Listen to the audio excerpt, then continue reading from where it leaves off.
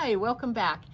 Wasn't that fun seeing that cute little dress like that? You could make that in any tiny little doll dress, or you could make that all the way up to a teenage, dress.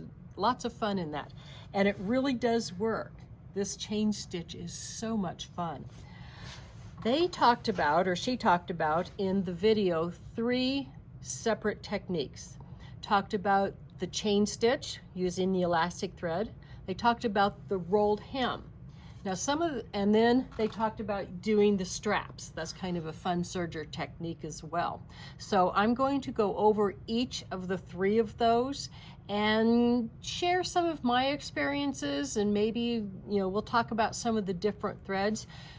She used a thread and they called for it in the handout. See a core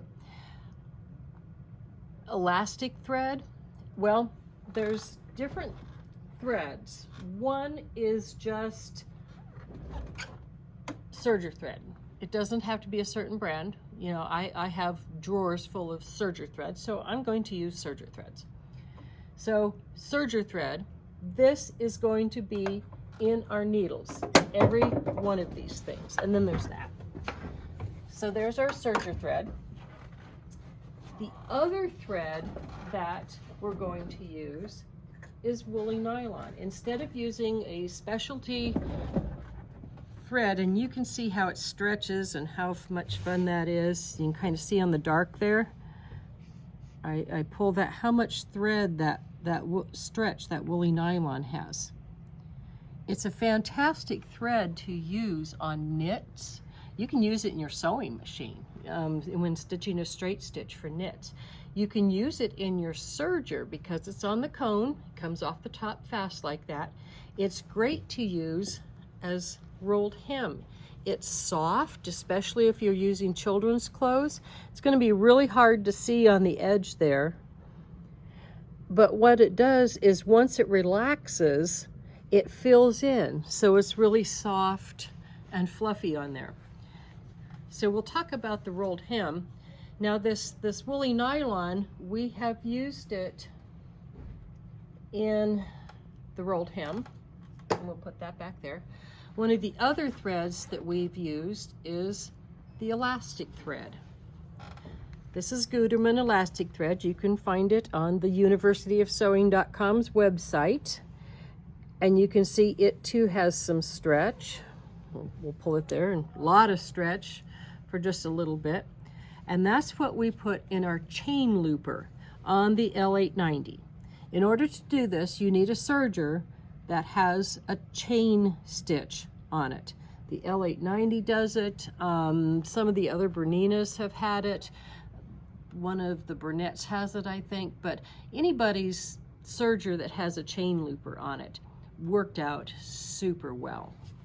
So first, let's talk about this chain. They're not necessarily in order that they did it on the video. The first thing they did was the rolled hem, and that's what you should do. But I have my serger here.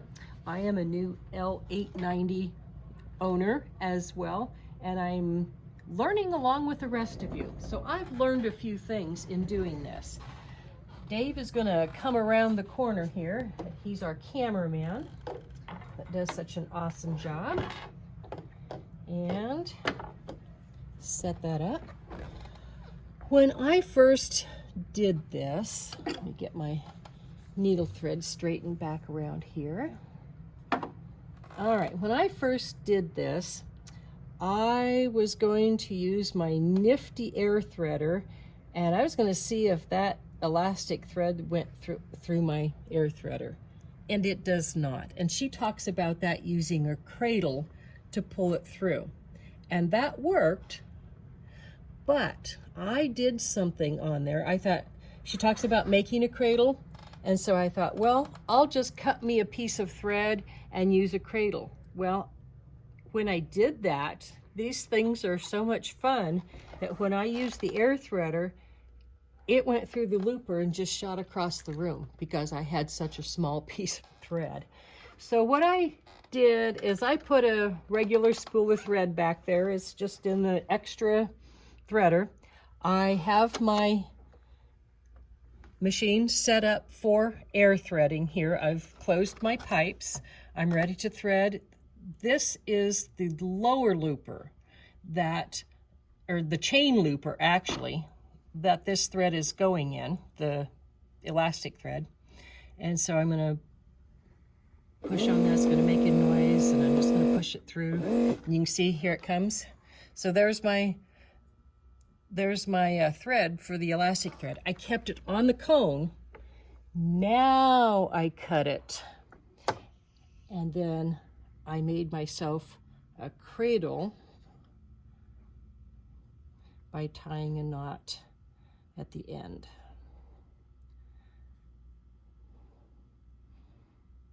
Well, maybe. Try again. What I'm trying to do is just make a nice big loop at the end. Of course, I had to use light colored thread that nobody could probably see here. Bring that through. I don't want a huge knot. I just want kind of a gentle knot in there, because this does have to go through there. Okay. See my nice loop? There's my loop. Okay, now let's talk about this elastic thread a little bit too. They have a little accessory, and we ordered it, but it's not here yet. It's called a decorative thread guide. And the reasoning is some of your larger threads, and this would be a really cool accessory to have when we get it, in that some of your larger threads, you can put some really cool cords and threads and yards through your lower looper actually. In this case, we're using the chain looper. It just attaches to your little guide back here. And what you don't want to have happen is a lot of pull on your elastic thread. So I'm going to snap it in my back guide so it's underneath that hook back there, but then I'm going to take it back out of those little tension discs. It's just riding in that hook, not in that back pre-tensioner. Okay, so now I have it here. I'm going to put it through my little loop there, a little bit of it. And now I'm going to pull it through, and it's going to take a little bit of a tug. Maybe not so much thread tail there, so it doesn't have to pull everything through.